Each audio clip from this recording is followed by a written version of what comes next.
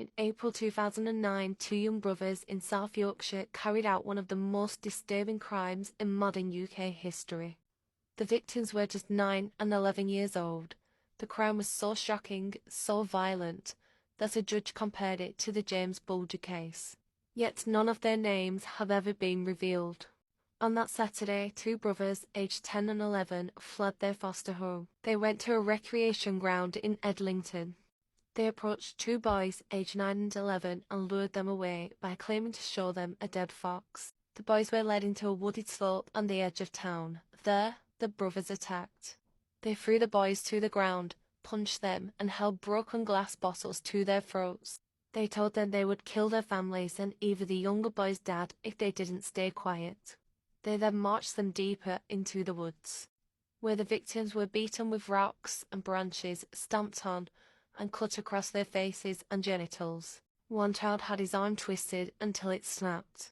They stubbed lit cigarettes out on their skin, tried to strangle them with a shoelace, and pushed one of the boys' face into stinging nettles.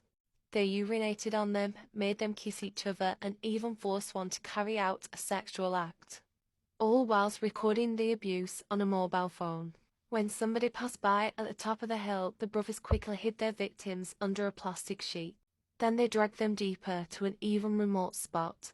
There the older brother dropped a ceramic sink onto the head of the 11-year-old victim. The younger brother stood nearby, watching and laughing. As they walked away, the older boy said, "I need to kill them both, because they might grass on us," and hurled a final rock at their broken bodies. A passerby eventually found the victims, bloodied and barely conscious. Both boys were rushed to hospital, one with a fractured skull, broken arm, internal bleeding, and bruising so severe that the doctors feared he may not survive. The brothers were arrested the same day. In interviews, they used teddy bears to reenact the torture scene whilst laughing.